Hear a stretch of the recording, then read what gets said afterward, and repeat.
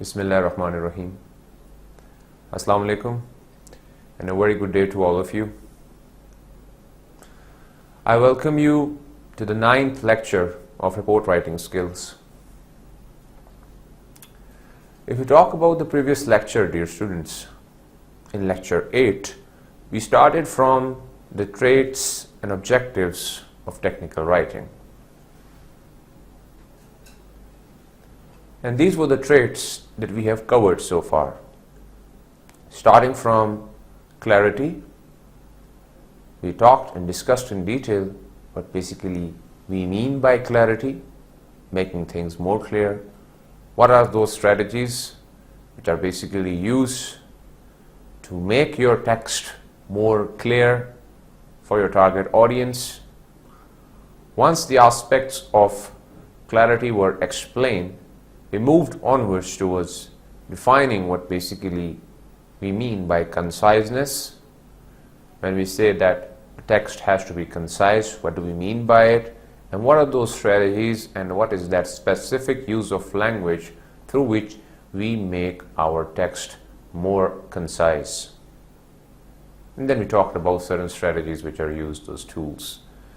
And once that was done, then we considered it to be complete. So when it comes to our today's lecture, our focus would be on the accessible document design, the third trait or the objectives of technical writing. Looking at the word itself, of course, it's related to a document providing necessary information, but the first word is accessible, and that means the information that you have provided within the content written with technical writing has to be accessible, clearly legible.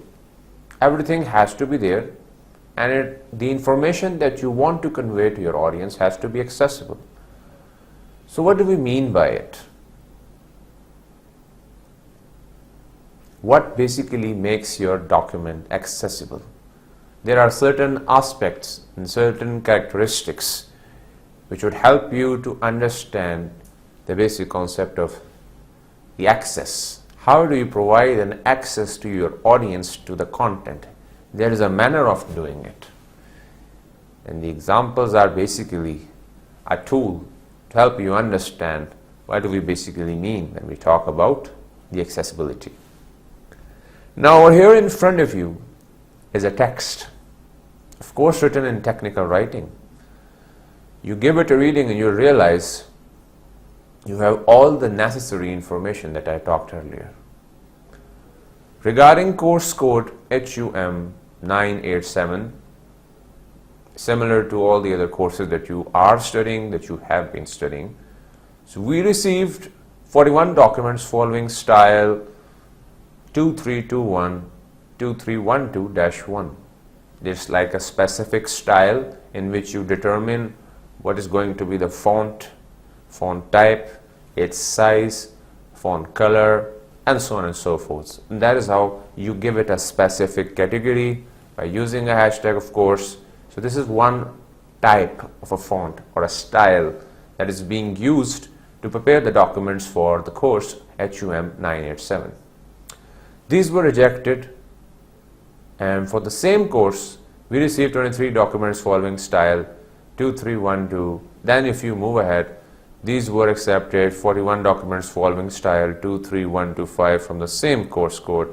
So you basically, if you continue giving it a detailed reading and analysis, you realize the information is there, but look at the overall manner in which the information has been provided to you.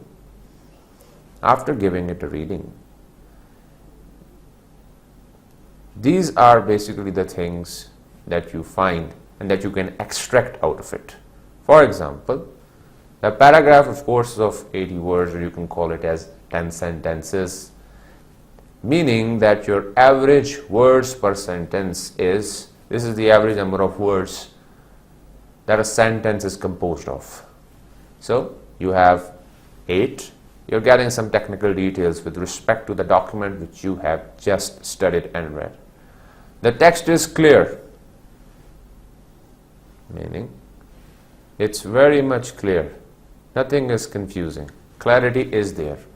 Why is it clear? Because the specificity is there within your document. It's specific. Now moving ahead, despite the clarity and conciseness, this writing is basically failing in some manner. Why? This is basically the question for you. And the answer is that this paragraph is unintelligible. We are calling it unintelligible despite the fact that you have all the basic characteristics that we have just studied earlier. You talk about clarity, you talk about conciseness. So both were there, and you have just seen them within the text as well as written in front of you. The information has been provided very factually, and it's very much clear as well because it's specific. Because the word, the noun itself, is a little bit difficult to pronounce. That's why I had a bit trouble, so I'll make it more like an adjective rather than a noun. Specific. But again, this paragraph is unintelligible. The reason is your layout is basically making the problem. The overall layout, the manner in which you have provided that information, this is creating trouble within that page in which you have provided the information. It's nearly impossible to find the exact information at what place. The sequencing, the order, the overall structure, it's not giving you the sense of providing accessibility to all the information which is there within the text. This is basically the access or the provision of access to your readers, which is missing within this document.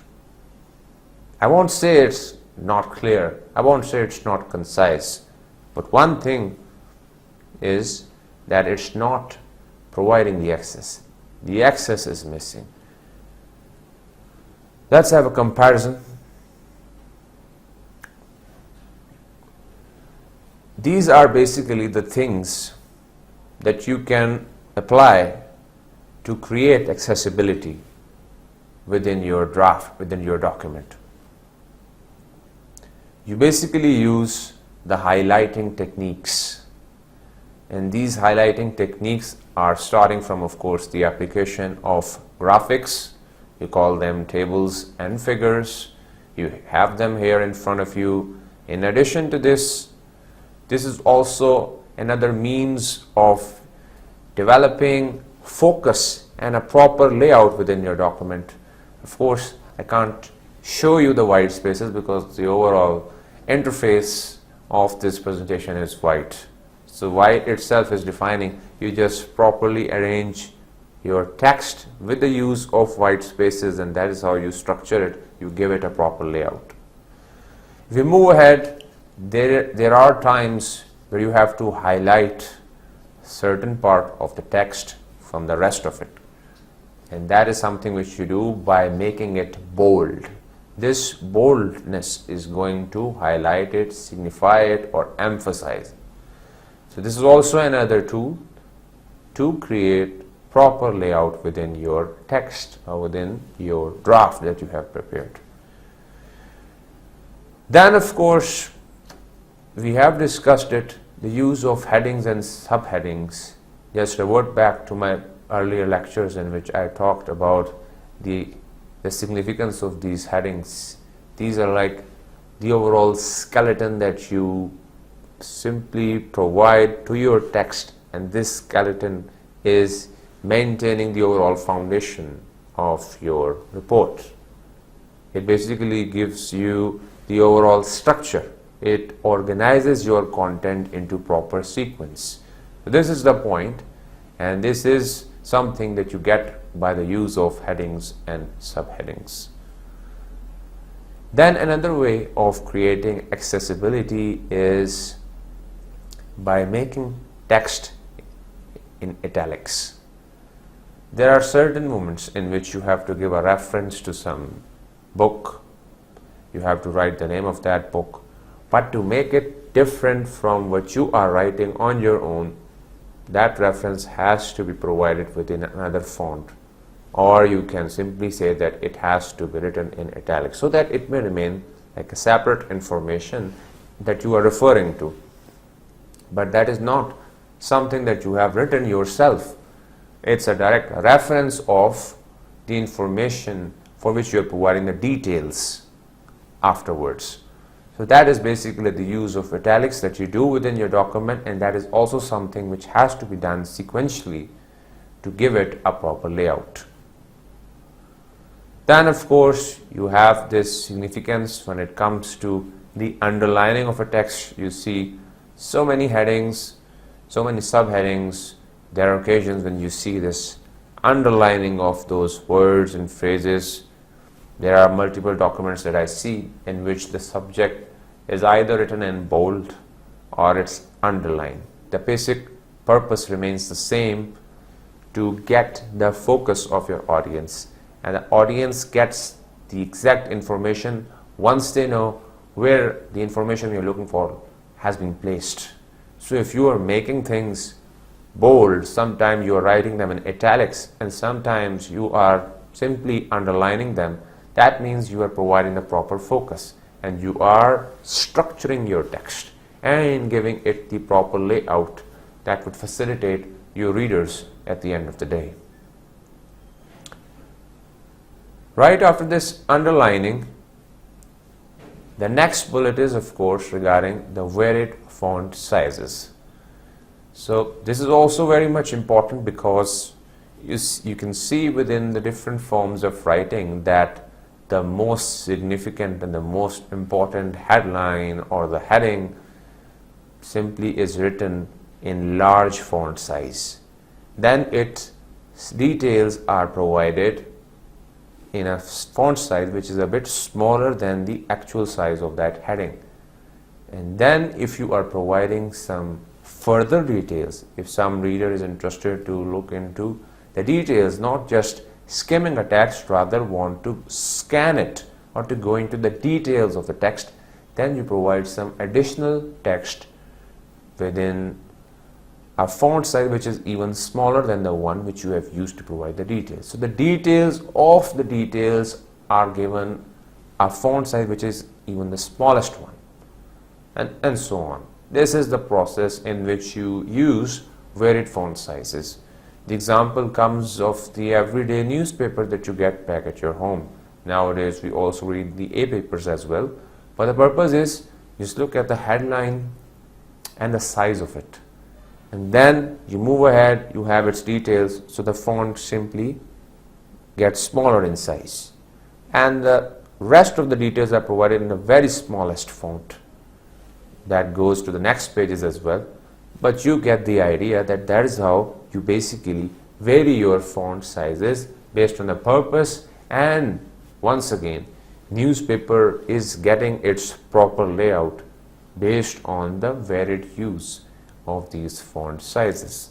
Once again, the element of boldness is also very much there, that the important headlines are made bold and their details are written in normal size. So there you have it, the general idea of how you are basically giving a layout to your document. Talking about some additional points, this was also one thing that I mentioned when I started the lecture at the very beginning, talking about the general report structure, and I gave you one sample as well in which different examples were there. But one point here to address is the use of bullets, because as I already mentioned, when it comes to your managerial readers or the ones who are in authority, who have limited time, have hectic schedule of meetings and sub-meetings, the point remains the same, that they just want to look into the executive summary or they just want to look into the major findings. If you are providing those basic points in the form of bullets, they would be able to follow your points very easily.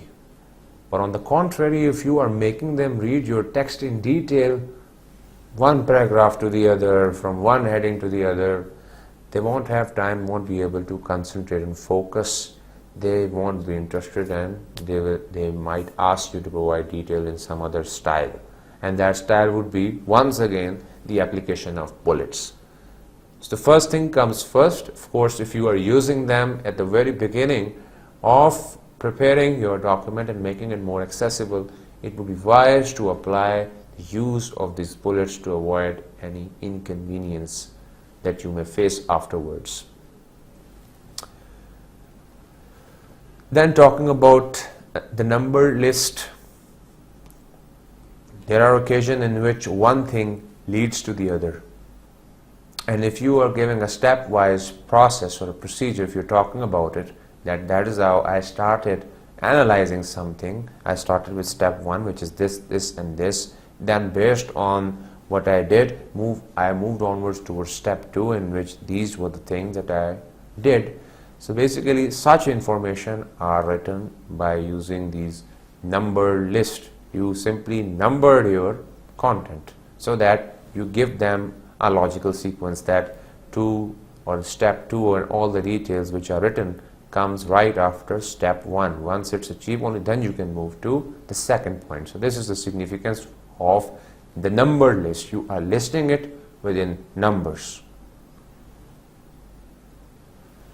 Then you talk about the varying font types. Now these are pretty much visible when we talk about the Microsoft Office, the use of Word document. We are very much familiar with it.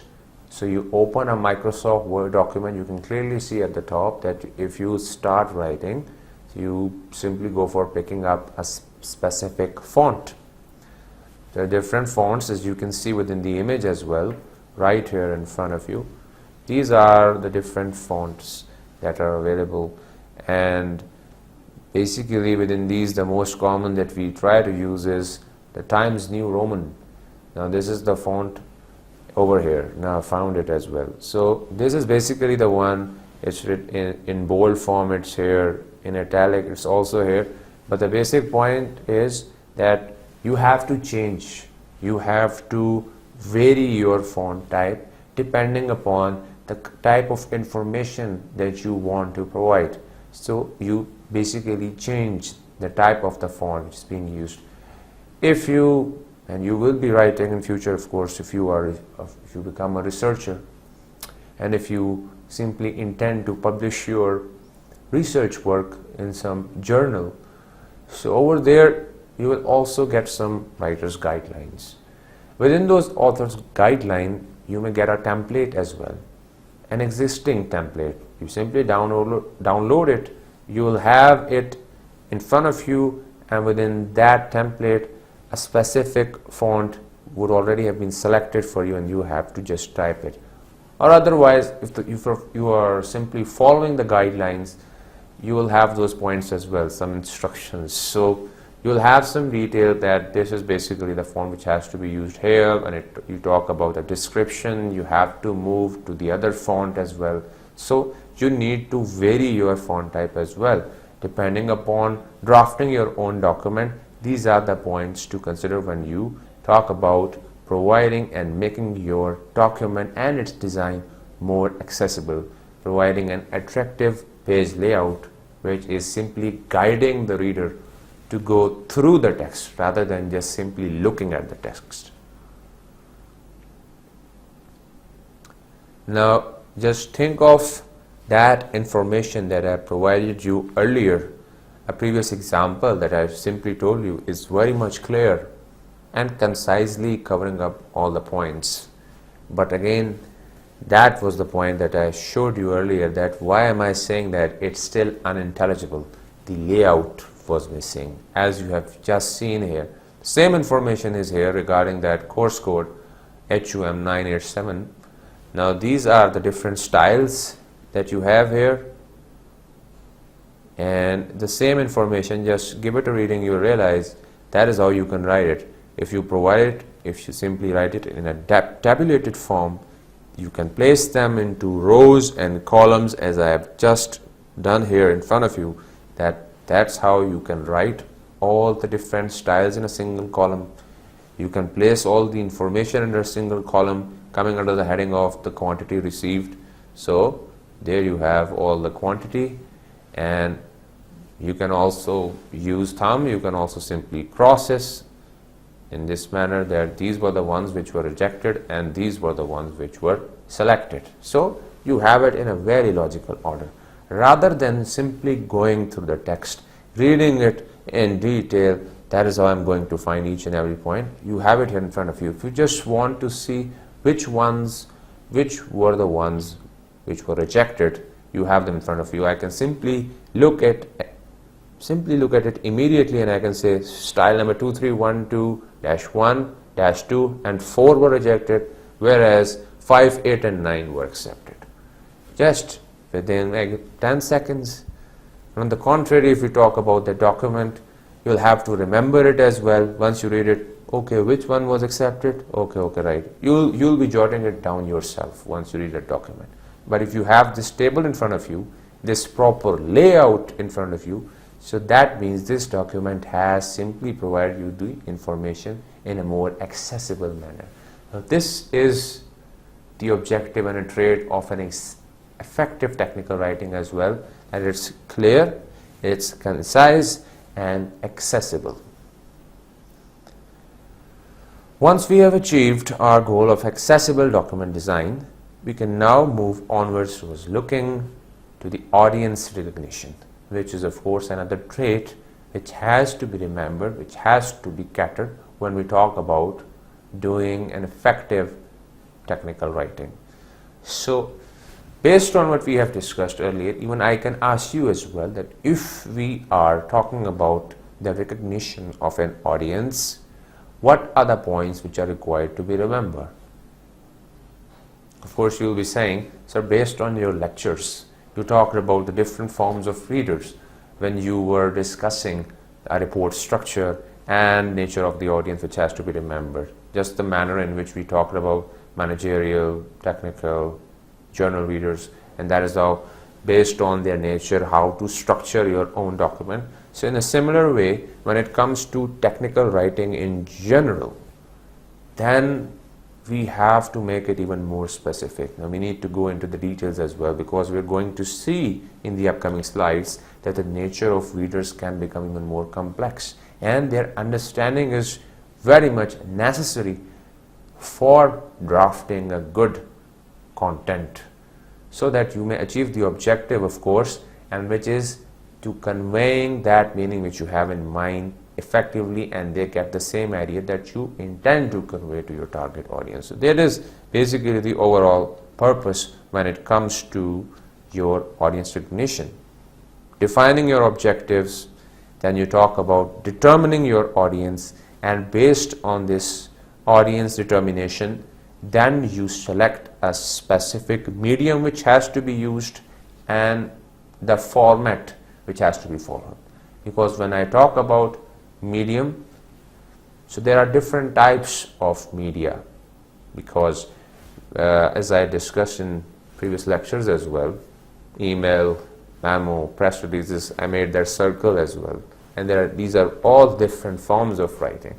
But picking up or selecting a specific medium is all which is determined based on your objectives and the nature of the audience. And once this medium has been selected, then what is the specific type of this medium which has to be used? That is something which you determine based on formatting it properly, because the basic difference comes within the structure, that is of the format that you are using. So if we start with this audience recognition, these are the things to remember. We are talking about the objectives, because these objectives covers the information and the generation. Now this information, of course, is the overall structure. The body which you have written for your audience is all based on some information, which is basically the objective to be achieved with technical writing. If you talk about the information you provide it by generation, so one way or another these two are related. This provision of information leads you to generation of some content. One way or another they got related. But there is another extension of this diagram as well that I want you to focus here, that basically this information is for the audience, whereas this generation is for a document. There are two things that you need to keep in mind when we talk about the objectives. These are basically your objectives to be considered while talking about the traits of technical writing in journal. That you have to inform your audience and you have to generate a draft. And that is how you achieve your overall purpose of technical writing. But now moving ahead, there is another thing that you try to do when we talk about technical writing. You basically involve your audience as well. Excuse me. This involvement has to be done by keeping in view two factors. The application of personalized tone to involve your reader, as I have written over here. You try to make yourself a part of an environment in which you consider yourself like a guide or like a fellow, and you consider your audience to be part of that same community who are all living together under, either you can call it as a single organization, a company, a workplace, a social community. But the purpose is that you have to become part of that community or that society or those audience. You have to think from their perspective, and keeping in view that perspective, then you have to structure your content. And that is how this structure would be in more personalized tone, in which you are interacting with them in person, making yourself more close, increasing this proximity rather than keeping yourself distant, because this distance will become a hurdle in the comprehension of meaning. On the contrary, if you say we are all on the same page and we have to ultimately achieve these objectives to initiate an action based on a decision, that means you are involving your reader in the decision making process rather than just being at the submissive end or at the receiving end. This is not the purpose. You have to involve them in the overall decision making process, and that is something which you do by the application of this personalized tone. So this tone is pretty much important when we talk about involving your readers. Moving ahead, this is the second factor to be considered, the reader's benefit. Your audience won't be interested within your content unless and until they find some benefit at the end of the day. So you need to make sure that while preparing your own objectives, while doing your mind mapping or planning your own research project, let me call it as a project that you have to carry out, so you have to state your objectives very clearly within your mind as well as within the document in such a way that the benefits for the audience are also very much defined, well defined, because only then they will be interested to read your content. If the benefits are not clear within your mind, you won't be able to convey to your audience either, and that is how you're going to lose focus and the interest of your audience. It won't be read, it won't be achieved, you won't be able to achieve your target. That's how it becomes important as well, that you have to keep in view these readers' benefits as well, and you have to state these factors as well directly. Only then they'll be interested to go into the content as well. So involving the readers and stating the benefits is going to make this cycle which will do this work. So finally you will have this. Have made a good bike, by the way. But the point remains the same, that these are the two wheels which are going to actively involve your audience, and that is how you're going to achieve the actual outcome of this technical writing. So let's move ahead. The audience recognition. Once you're clear about those objectives, talking about involving them, and of course stating the advantages and the benefits for the audience as well, the next factor is to simply clear your mind regarding the different nature of the audience as well that you have to deal with in your daily life, and you'll be dealing with them in future at multiple occasions. This is basically the nature of the audience that we have in our surroundings as well. Starting from the high-tech audience, then you have the low-tech audience, then you have the lay audience, the multiple audience, in which you have a category as well of multi-level, and then multicultural. So if we discuss them one by one, you'll realize that they really are actually part of our society and we have them. But keeping in view their nature, their characteristics, their expectations, what they already have in our mind, we'll know how to deal with them. We'll know how to structure our text, because now we are aware what they already know and what they need to know. That is how you can become more effective when it comes to your actual writing. So talking about the high-tech audience, defining them, from the word itself, it clearly indicates that they are very much knowledgeable and well aware of the technical knowledge. They know all the technical details. They have all the facts and figures. They understand them very much clearly. So these are the audience basically who have this expertise when it comes to the sharing of technical information. They know how to deal with it. I'm looking at the definition as well so that you may remember it when you read it afterwards. They require minimum detail regarding the standard procedures or mathematical and technical theories. So they require minimum detail. Then talking about these high-tech readers, they basically read to discover new technical knowledge. This is their basic purpose. When they are reading this content, their basic focus remains on reading this technical knowledge, but discovering this new technical knowledge, which is the result of some study or some survey.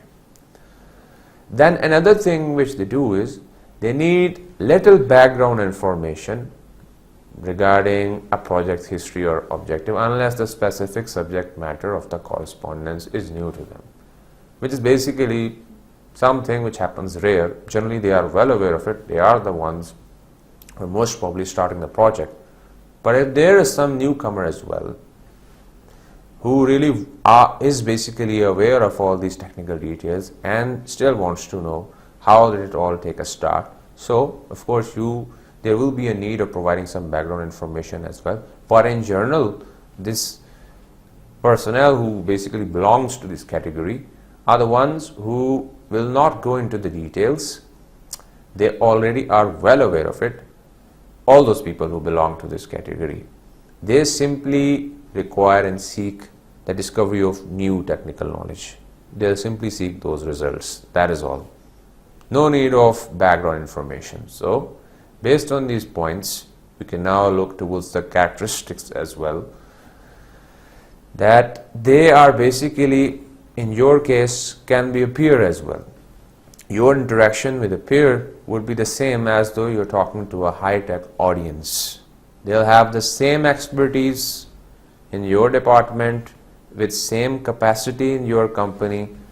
That's why seeking just the results. No need of giving background information, because that is going to distract this category.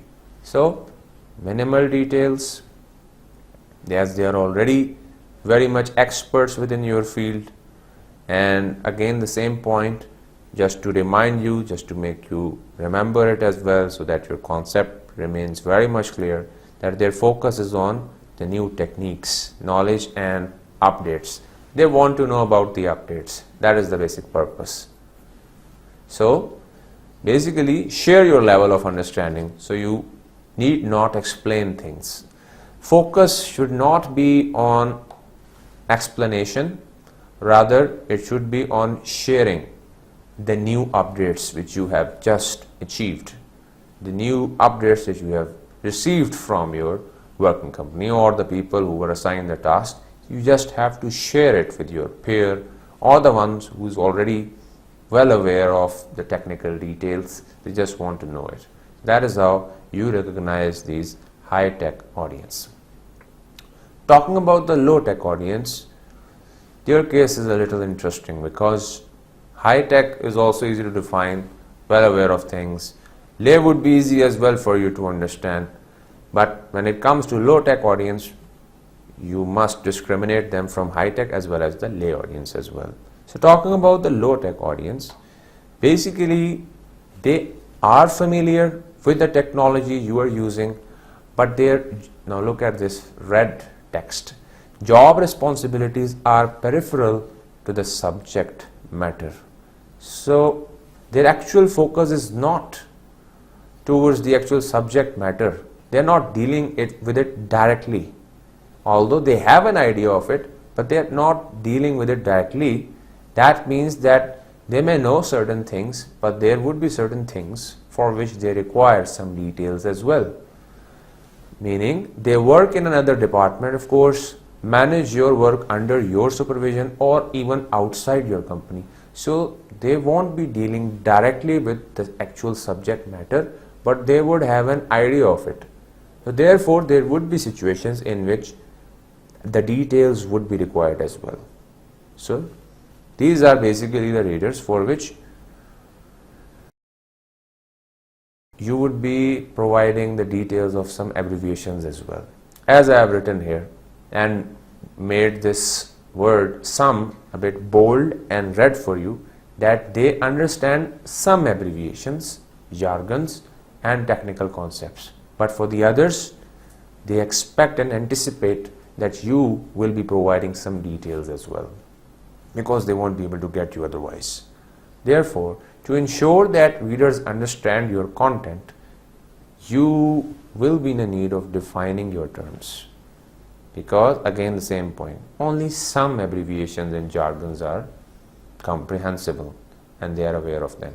But for the others, for example, if you are in a mood of using VLSI, which it will not stand alone basically, you have to do this thing, and it's basically a strategy for you as well, that whenever you are writing information, so if it's very much common, of course then you can use the abbreviation as well, that you consider is very much well known, well recognized. Otherwise, concepts such as this, even you and I are unable to understand, so we can only understand this idea based on the information that you provide immediately afterwards within parentheses. So very large scale integration.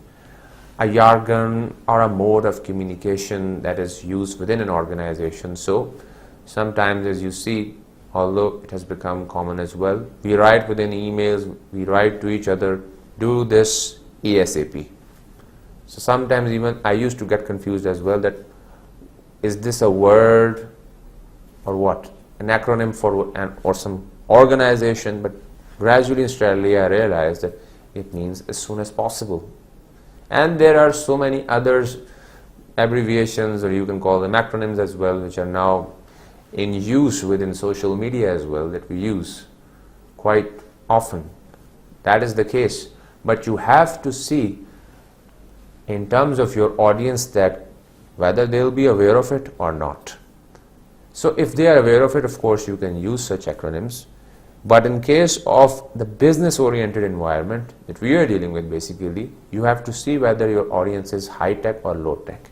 And talking about low tech audience, if you are sure, then the use of application and abbreviation would require that you provide the detail of that abbreviation or acronym as well under the parentheses in a similar way as you see here. Since low-tech reader is not in your normal writing domain, what you have to do is that you need to provide some more background information as well. So point is very much clear as well.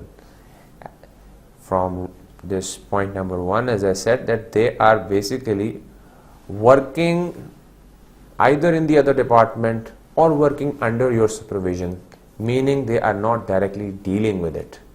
And this clearly indicates that they would be needing some information as well, some regular information which is coming after regular intervals to keep them updated, and to simply make them start some task. You have to provide a background context as well, as they won't be aware of it directly because they were not part of it once you were planning to do such a task. So you have to make them aware of it by providing the background information as well.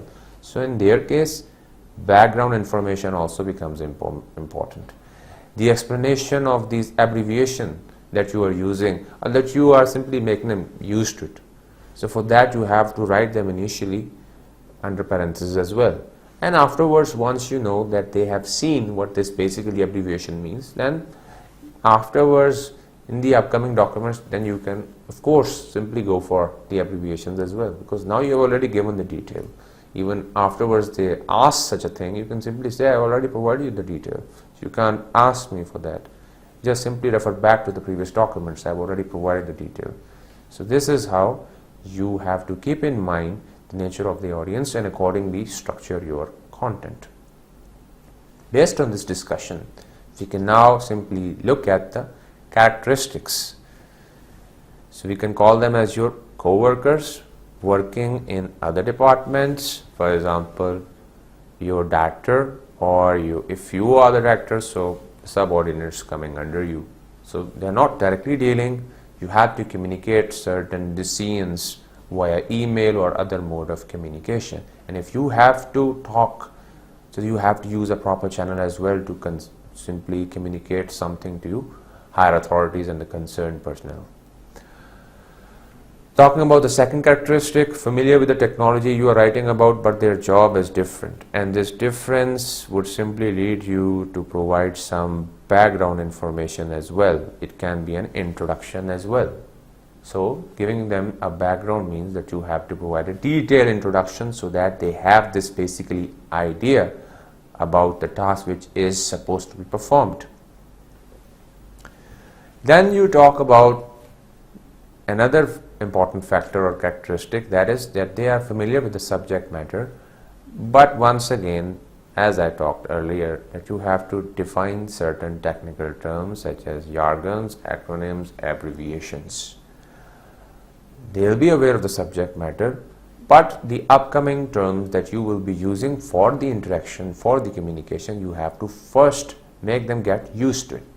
And for that use, you have to simply do this. If you talk about concepts, you want to use this, but at the first place, immediately you have to, let me make it small for you, you can simply say concepts,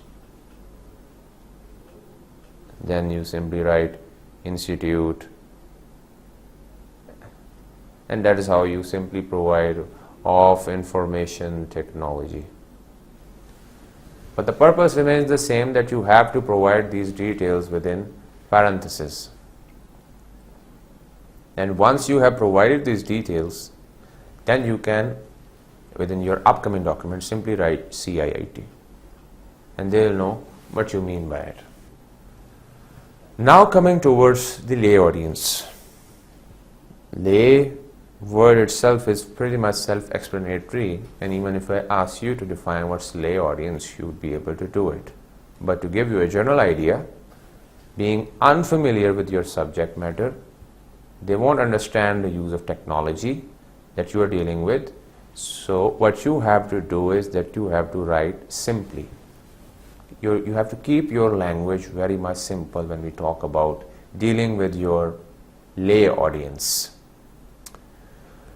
Certainly, if we talk about the second point, they do not understand the use of technology or the working environment, so they will not even understand these jargons or abbreviations as well that you will be using. So the basic point of mentioning this application of jargon or abbreviation is that you have to avoid it.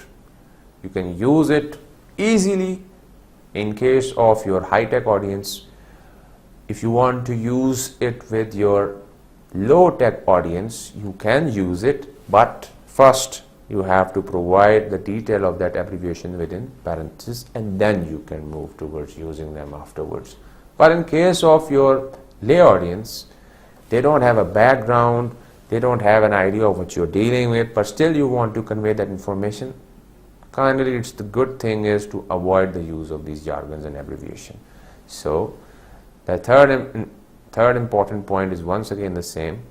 As they are lay, therefore you require this background information as well. If I am a lay reader, I would be expecting that you simply start from A or start from point number 1.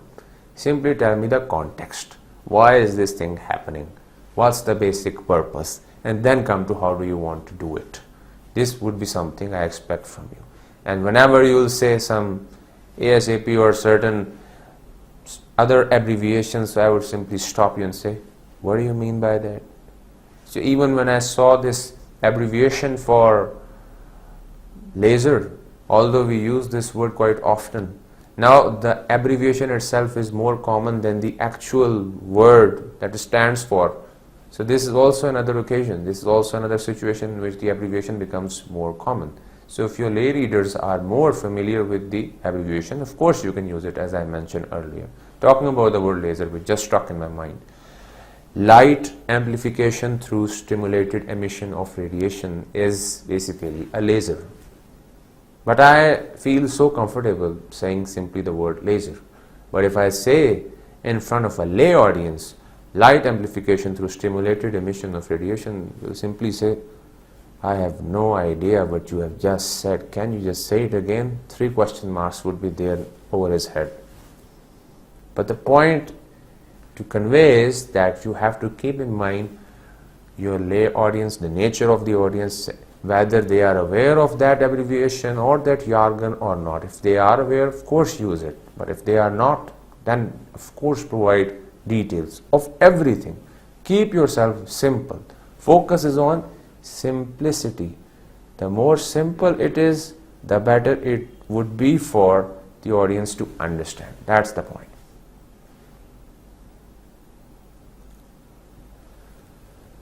Now coming towards the characteristics as well, take it as a quick review of your lay audience. What you have to do is that, keeping in view the fact they have no knowledge about your field, it can be your clients or customers, you have to avoid high-tech terms. Simply define them thoroughly. They will be unfamiliar with your subject matter, therefore you have to provide this background information as well with some sufficient details. Once you do it, you will know how to write effectively, even when it comes to the technical writing. The multiple audience, the interesting part.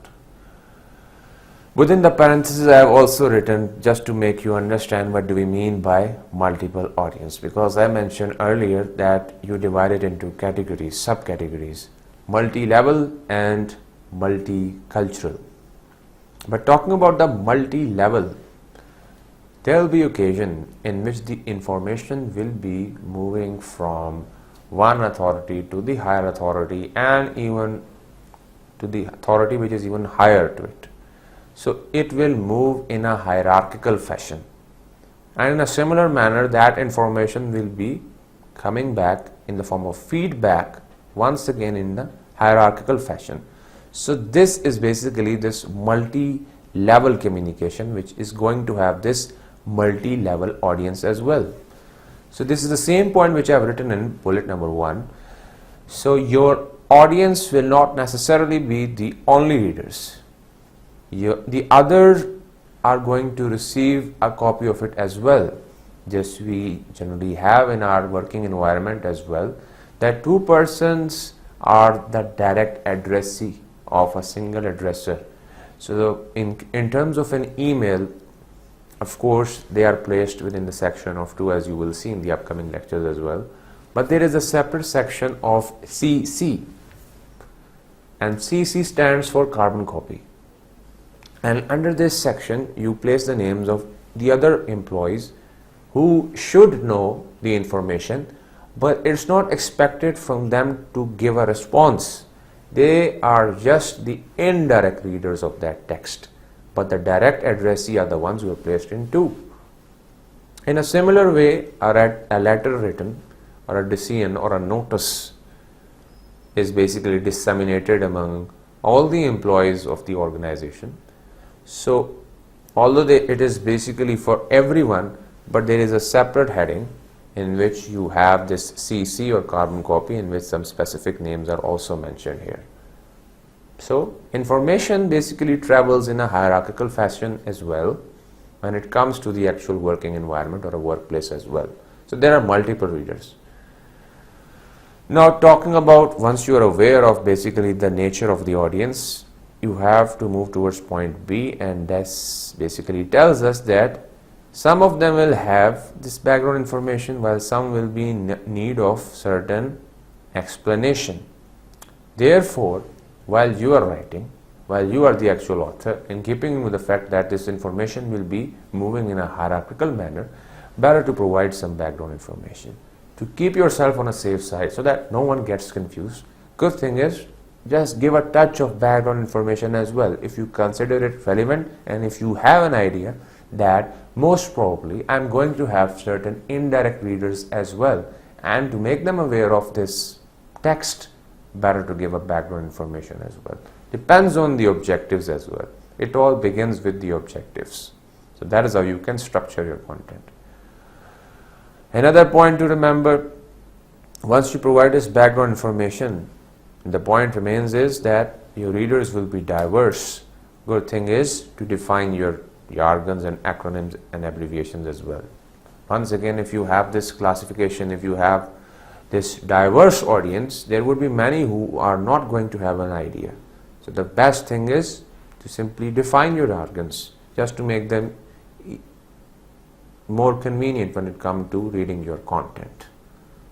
So that is how you can simply structure your text based on the nature of the audience.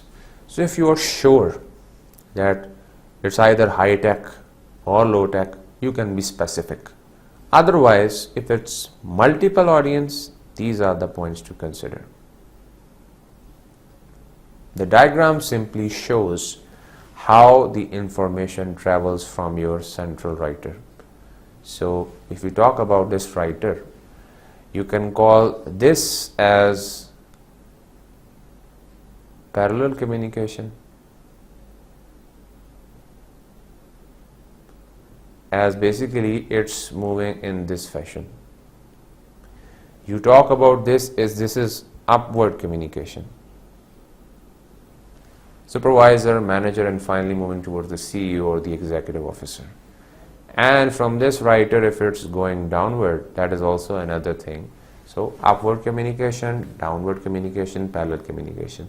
So if the writer is simply disseminating the information among all, the information has to be simple with limited use of jargons, and if you really want to use this abbreviation, you'll be providing some details as well. And of course, the provision of background information will be expected from you as well. The multicultural audience. This is also an interesting category as well to be well aware of and to understand.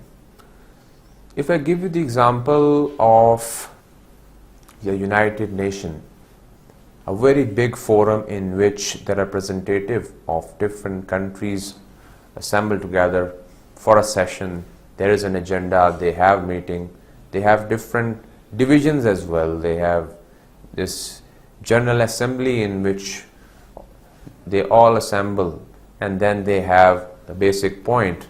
It can be nuclear proliferation. It is one basic topic that they are also discussing quite often. This is the focus of major countries, that we have to simply avoid this nuclear proliferation to keep our planet safe and green. So it's basically a forum in which the representatives of different countries are assembled, and within each country, we are well aware, they have their own norms, they have their own cultures, they have their own traditions, their own expectations, and these cultures or also reflected by the use of language. These traits, if there is a specific subject within this arts and humanities and social sciences which is known as linguistics, the scientific study of language, in which the linguist basically analyzed the language differences, and one word basically means one thing in one country, whereas the same word could have a separate meaning when it comes to the other language. For example, giving you this example of the concept of Santa Claus. We are aware of it because we watch it in cartoons and all the animated movies. So if I talk about this word Santa Claus and its concept, of course you will find it in English as well. But if a person who has no idea about the English language, who is a speaker of Urdu, let's suppose, so there will be no other way just to make him realize what basically this concept of Santa Claus is, because he is not aware of it. There is not even a word for it as well. You simply borrow that word of Santa Claus and paste it here if you have to really write a text based on this Santa Claus within Urdu. This is one example. So these cultural differences are also there within the language as well. Therefore the point is, you have to structure your language in such a way that these cultural differences, cultural identities are not highlighted and not affected, to simply avoid the relation of this deteriorating the relations of different countries. That is not something that you should take as your objective, and that is something to be avoided as well, that the cultural of any country is not ridiculed when it comes to the meeting or the assembly of different cultures. So if your audience is based on different cultures, you call it as a multicultural audience. So basically, in case of your business setting, what you have to do is that you should have a business-like tone, business-oriented tone. You shouldn't be too authoritative, maybe in terms of their meetings and the culture, the tradition they follow. This authoritative tone is considered negative, even more negative than the one which you simply consider in case of your environment. In general, we are talking about our context, in which the use of authority is something needed, that you really want to show that we have to be directive. But when it comes to a multicultural audience, they already feel that they are not from your community. Therefore, how can you simply expect to be directive towards them? So the good thing is to just have a business-like tone, that you mean business and that is all what you want. Then another point over here is that you shouldn't be too authoritative, since upper level management might read the memo, letter or report as well. And what if that upper level management belongs to another culture?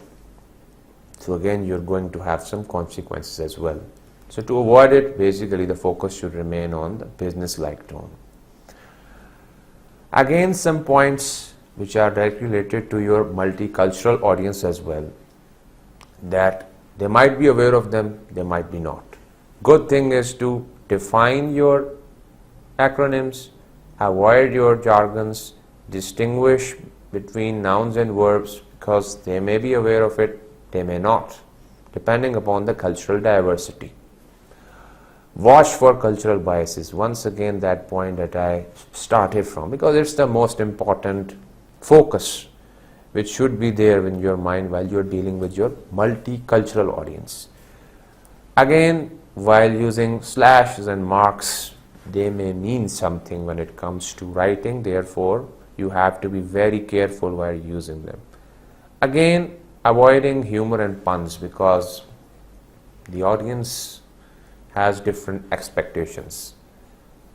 In a business setting, they may not expect from you to come and to reveal and to simply share something with your sense of humor.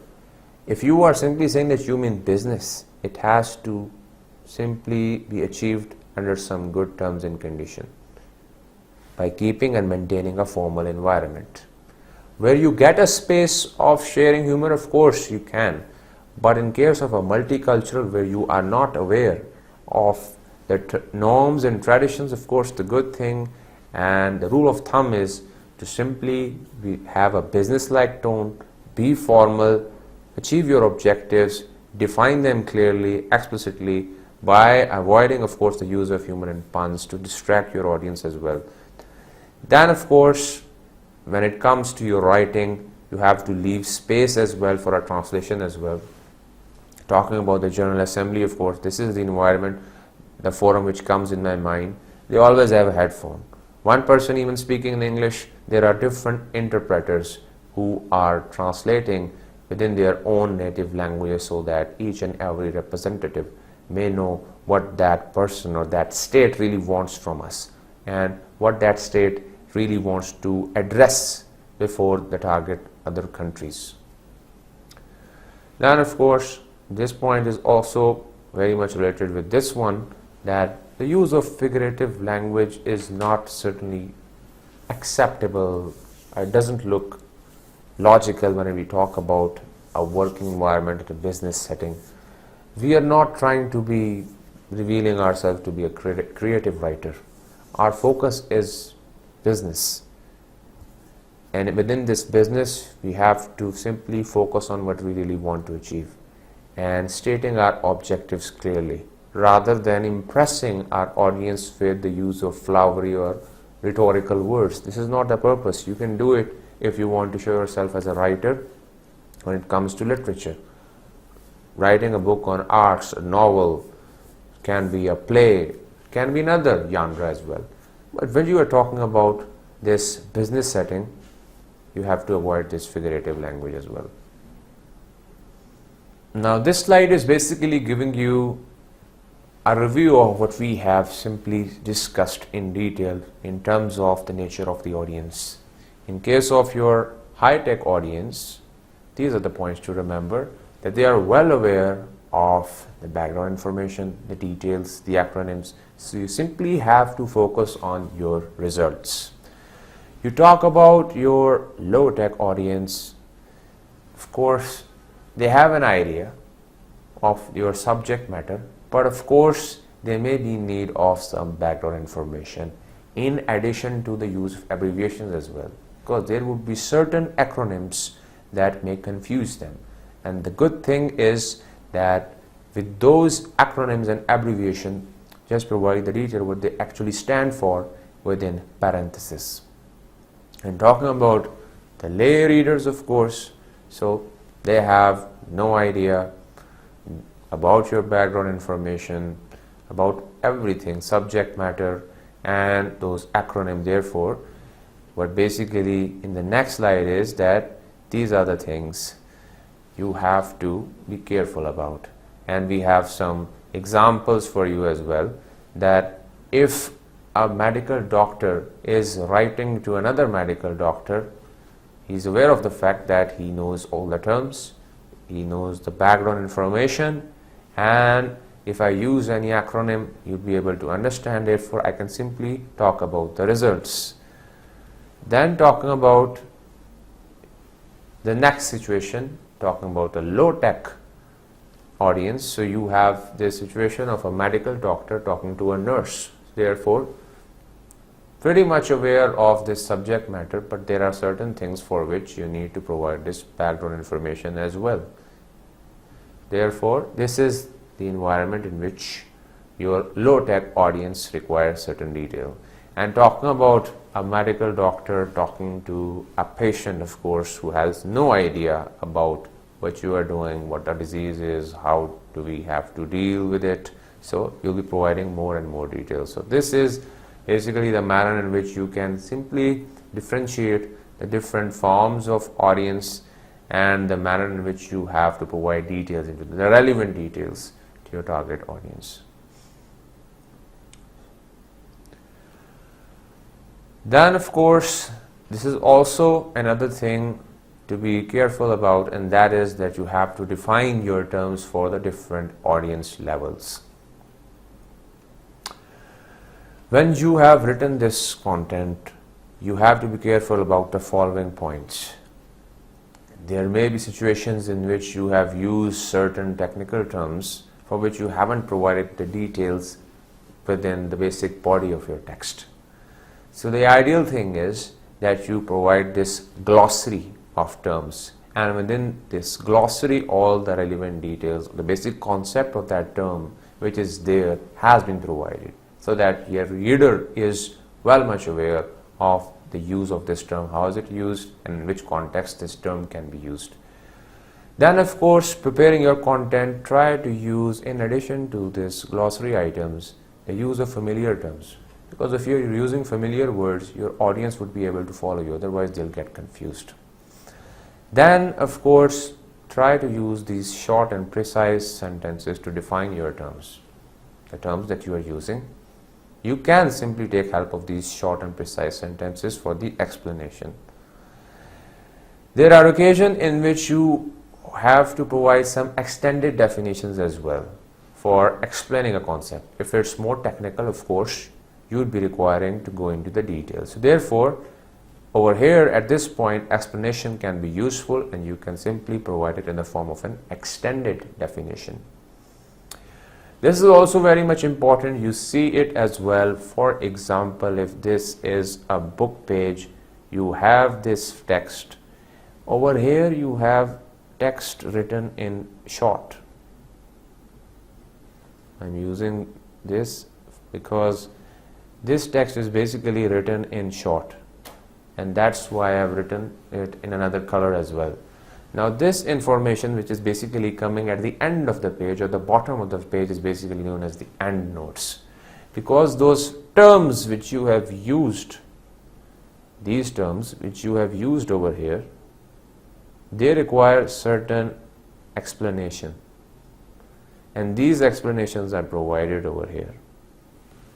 So there you have it, the use of endnotes within your content.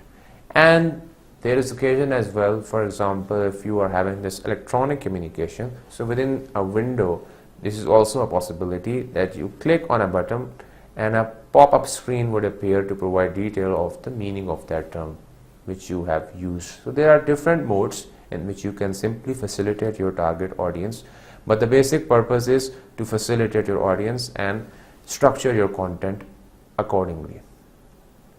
Talking about the sexist language, or you can call it as the gender specific language.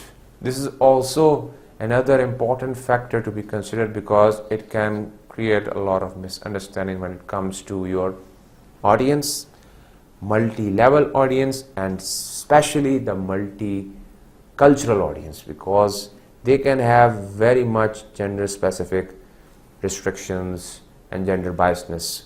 So to avoid it and to keep your language, which is basically the focus of technical writing, impartial, objective and neutral, you need to avoid the use of these gender specific terms as well.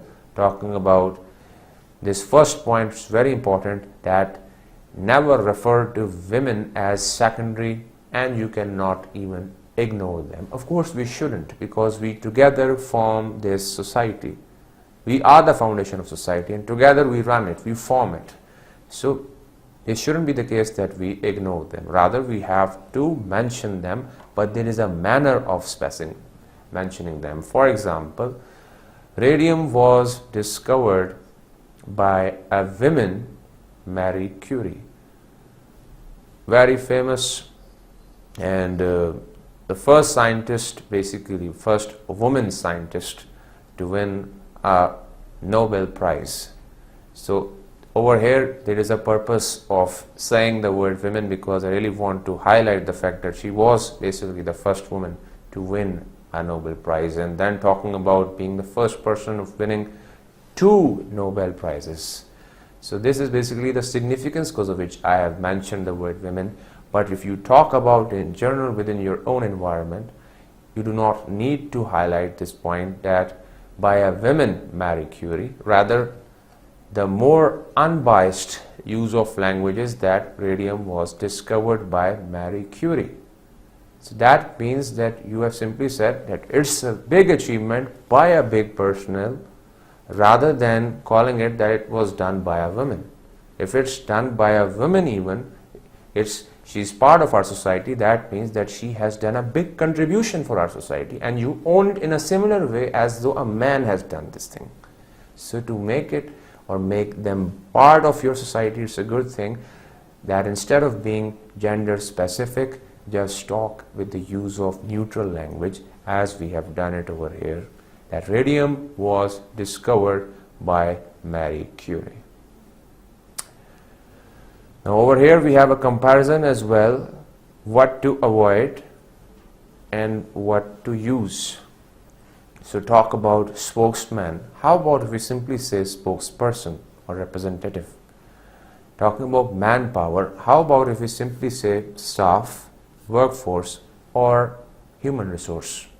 Chairman can be simply replaced, as I also hear within my own surroundings as well, we simply say chair department of social sciences or chair department of humanities, faculty of social sciences. So although we can simply highlight this thing by saying chairman, but it would simply convey a negative meaning, and therefore we have to keep it gender neutral, and you can simply do it by the use of gender neutral language, as done at the bottom of this example as well. Man the counter, you can simply say staff the counter. Why highlighting this thing by mentioning the word man? Use the word neutral because on this chair, man and women both have an equal chance of being at a seat. And this is going to give a positive impact to your target audience, that they recognize the contribution of both genders rather than making it more patriarchal or dominating when it comes to the talk or discussion about men. So there you have it, this distribution of your audience. Just simplified it in a similar way. Think back of the concept we talked about earlier, which is all about providing a proper layout, accessible document design. So what the points which we have discussed earlier, you have them in front of you, that when it comes to the audience and the style to be used, in case of high-tech readers, abbreviation and acronyms are okay. You can use them. You talk about low-tech readers, low-tech peers, of course you have to use this abbreviation, but you need to provide this parenthetical definitions as well. However, in case of your lay readers, there is an absolute and straight away no use of abbreviation, because that is going to create confusion. This brings us to the last trait of the technical writing, and that is accuracy. Now when we talk about accuracy, of course it refers to grammar, which is why I've written it in parentheses as well. But there are many other things to consider when we talk about accuracy, and we will be discussing them one by one. Now, the first point to consider is that accuracy in terms of technical writing requires you to proofread your text. Now, this proofreading is basically all about that the information on the text is there in front of you and you have to read it, but basically to mark the errors. This is basically the point to make it accurate, grammatically more correct, more legible, more attractive, and making your technical writing more effective means that there shouldn't be any error to simply affect that impression that you want to give to your audience. Therefore, there shouldn't be any error. Otherwise, what if they find grammatical errors? You lose their focus. That's why there are certain tips as well that I want to share in front of you, that when it comes to the tips of proofreading, you can either give it to someone, because this peer-to-peer review is going to give you better results. They'll have certain better suggestions for you.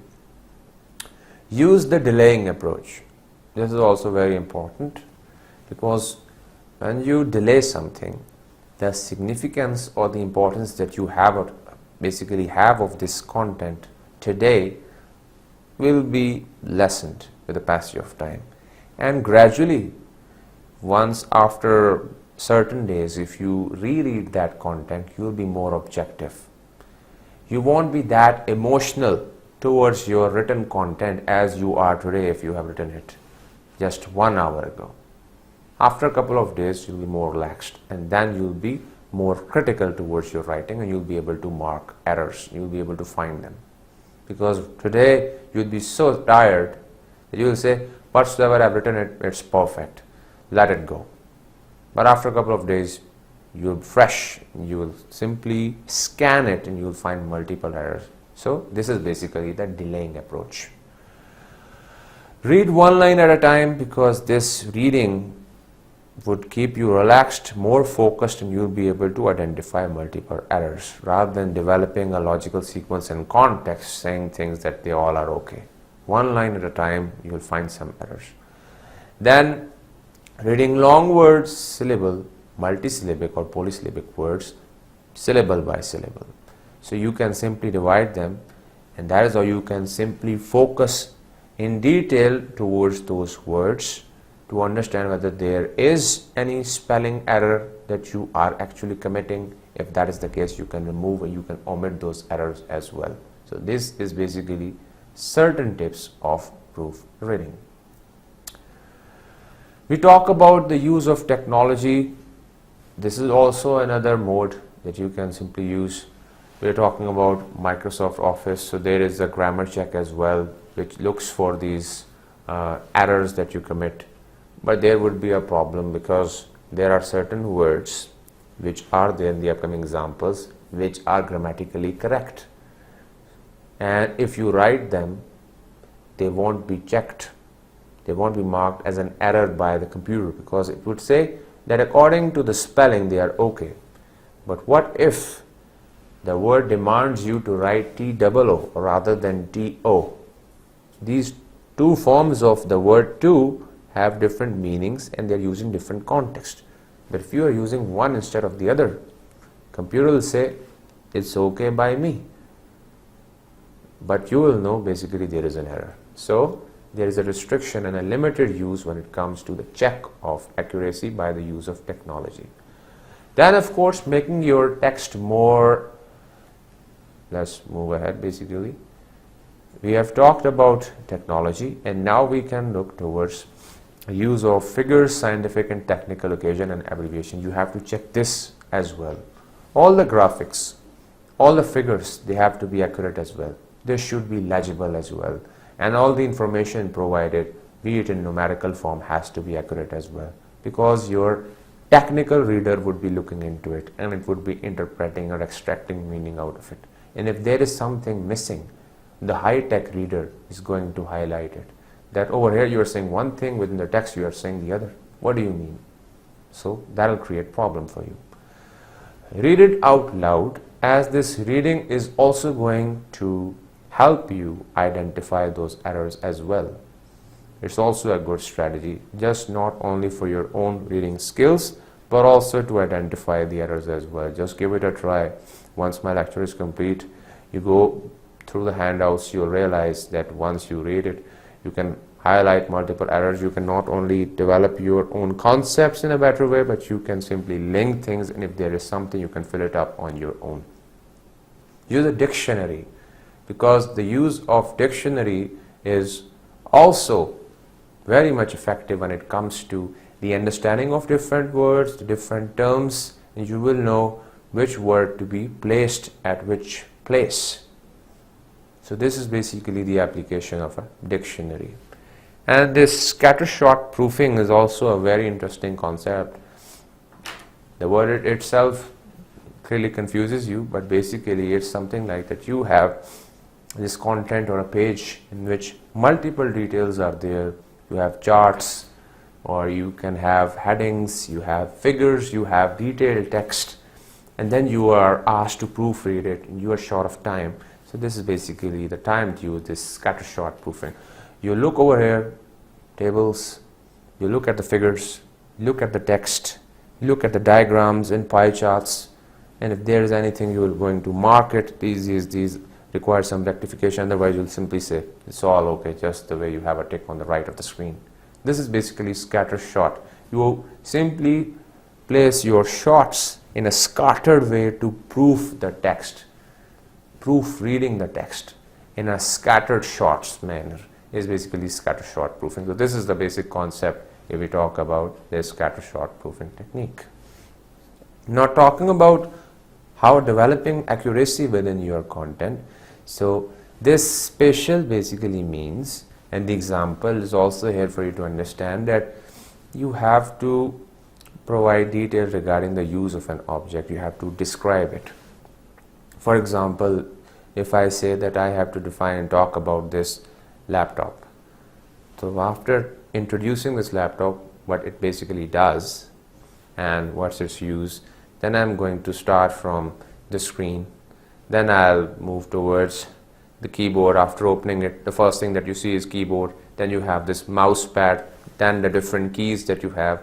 But the basic point is that you move in a logical sequence. You organize it in the way as you see an object, and then this sequence is going to help you to understand the meaning of your content. So that object, first how you look at it, then how do you see it from left to right, top to bottom, develop a logical sequence, and this spatial organization is going to make your content more accurate.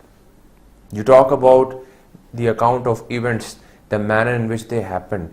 If you are telling them chronologically, they are going to make more sense. They would be looking more sensible to your target audience as compared with telling one thing which happened later and you are telling it at first, and then telling something which happened at the first place at the very end. Things would be coming in a very haphazard manner. Best thing is to place them in a chronological order, as we have something happen at 1:15, then 1:17, 1:20 and 1:35. So understand the significance of a clock, because that is how the globe moves and the sun rises from the east and sets at the west. So that's why we have this timer and we have to follow it just the way our globe follows it. Our earth is following it to simply raise the sun and sets it. In a similar way, you have to understand the significance of time as well to organize your own personality and your writing. Then of course we talk about the importance. Importance is also very important, because you have to place the most important thing first, then the thing which is a little less important compared to the most important, and then you move from less to least. This sequence is also going to catch the attention of your reader and would make him feel that the information is in every sense accurate and organized. So this is another point to consider when we talk about developing an accurate document through technical writing. For example, talking about an inaccurate data. You look at these bullets and tell me, is there any grammatical error? Miscellaneous ideas, questions from the audience, refreshment, then we have location, subject matter, guest speaker. No error. I don't think there is any error into it. Still, there is a no. There is a reason. Now, over here I am calling it that this is the correct document because there is a reason. Again, the point over here is that you have an order, an accurate order of these events in which they are supposed to happen and in which they are supposed to be placed within your document. Of course, within a document, everyone or even your reader would demand a subject matter at the very first. Then, if the subject matter is interesting, you will be interested to see who is the guest speaker. If the guest speaker is also someone that you know and that you want to hear, that you want to listen to, then you will move towards where is this event really happening and what is the basic schedule. And if there is something being offered in addition to the guest speaker seminar series, and if that looks interesting, then you will also see the details whether we are provided with some question answer session or not. And then you have a very proper sequence, and you can call it as an accurate agenda of a meeting or an accurate agenda in which you have to conduct a session. So this is basically the example of an inaccurate agenda and an accurate one. Then another point to remember is that you basically conduct or start your startup or some project based on what's happening within your surroundings. Some projects are already running. You really want to come forth. You want to stand alone. You want to stand high based on something which simply makes you more prominent and brings you into the limelight. This requires you to be more accurate, and this accuracy would come from a comparison and contrast with what's actually happening within your surrounding markets. As you see over here within the figure as well, that let's suppose you are here. You want to be more stronger in position and you want to take him over here being lighter. So first of all, you require this comparison as well. You need comparison with the other companies, with the other firms who are working on the same project.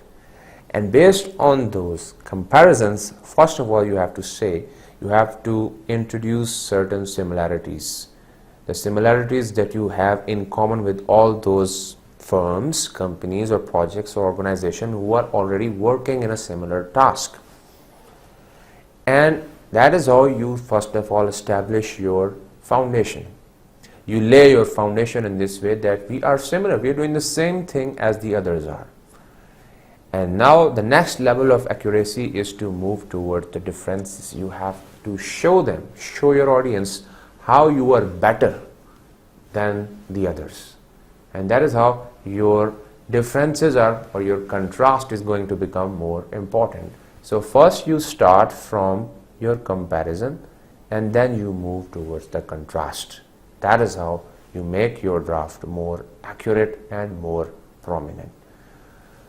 Again, it's related to the previous point as well, that every situation is more or less related to problem solution. You have a problem and you have to provide its solution. And if it's basically done in an effective way, that means your document will be considered accurate. If your document is based on a problem solution situation. If you are simply highlighting the problem, it will be set aside because it's all about the details related to a problem, which is not the case. But if you are providing that solution, that means you are clear about what you are doing, and this is basically the document we are looking for. Then of course, the professional excellence and ethical behavior. This is also to be expected when we talk about developing accuracy within your document. You have to be precise when it comes to the use of visuals and language. You have to be simple and direct in use of the expression of ideas. You have to satisfy the audience needs for information, not your own need of self-expression. So basically the focus is, once again, you have to satisfy the audience needs as well. And you have to hold yourself responsible for how well your audience is understanding your message, and respect the work of colleagues as well. So these are certain points to be considered when we talk about the professional excellence and the ethical behavior that you have to show and reveal when it comes to developing your document in an accurate manner. This is also another, you can call it as a pilot testing as well, that you have to test what you have developed over an audience, which would be an anticipated target audience. Let's suppose you have prepared a draft, and based on that draft, an audience has to perform a task. You give it to them, and you simply analyze after this task has been completed whether all the steps and procedures have been completed or was there something missing. Now these results of the pilot study are going to be the factor which will determine whether you have simply developed an accurate document or not. Because if any of those steps which you have provided within your document, if any of those steps were not comprehended, not understood, it would be missing, and the desired results won't be achieved. That will simply lead you to the fact that my document is not accurate, therefore I have to make it more accurate. I have to draft it once again to avoid those errors which have been committed earlier. This is the importance of the pilot study or testing it with your intended readers. You have to carry out that process. You have to circulate it. You have to start it once as a pilot study and then do the actual task once it has been tested and verified. So this is like a review of the point which I mentioned earlier, that if you talk about the computer spell check, this will be the problem, because your computer is going to simply say form and from are same. They are like, if they are being used, it's okay. I won't highlight them as it's an error. 2 and 2 would be the same, except and except will have the same scenario. But you will be the one who is going to determine whether this is the actual vocabulary which has to be used in this specific context, or are we supposed to use the right word at the right time. So if there is something missing, you will know how to do it, and this is the importance of your own contribution by the use of these other points that I mentioned earlier. Let it sit for a day of weekend. This is basically the delaying approach, that if you simply keep that document aside for a while, and after, you can call it a day, you can call it a week, but if you give a reading to that document, you will be more objective towards it. That personal element of attachment would be at a side, and you will be more neutral towards your error, so that you may come out with an accurate document at the end of the day. This is basically the delaying approach that I have written over here.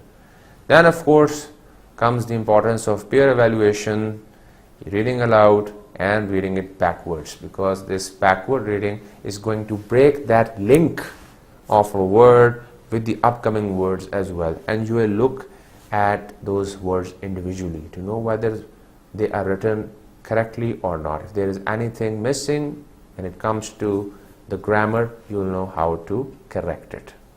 Let's have a brief overview of what we have studied in this lecture. Today we continued with the remaining 3 traits of technical writing, 2 of which you have covered in the previous lecture, namely clarity and conciseness. The third trait of technical writing is accessible document design. There should be 80 average words or 10 sentences in a paragraph. Next, the text should be clear due to specificity of detail. Use highlighting techniques to make your document presentable. The fourth trait is audience involvement that needs to be tested. The objective can either be to inform the readers or to generate a clearest document for the audience. In addition to audience recognition, effective technical writing demands audience involvement. Achieving audience involvement requires that you strive for a personalized tone.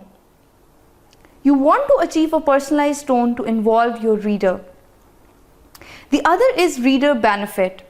You should show your reader how they will benefit from your technical writing. Determining whether your audience is high-tech, low-tech, lay or multiple helps you to write effective correspondence. 2 doctors discussing a case with each other is an example of communication with your high-tech peer. High-tech readers work in your field of expertise and they require minimum detail. A doctor instructing the nurse is an example of communication with low-tech audience. This is because they are familiarized with the basic technology and terminology of the field, but not with its details. Since Anmol has only covered communication with a single author, so let's just strike the other doctor out for now. A doctor explaining the dosage to a patient is an example of communication with lay audience. Lay audience is unfamiliar with your subject matter, so provide background information and sufficient details. For multicultural audience, watch for cultural biases, avoid humor and figurative language, and also leave space for a translation. Let's see how we can define terms for different audience levels. Since every industry has its own specialized vocabulary, words or phrases that define your terms can be presented in a glossary. Use short and precise sentences to define terms. Make use of endnotes, footnotes, and electronic communication. Accuracy is the 5th trait of technical writing, which requires that you proofread your text.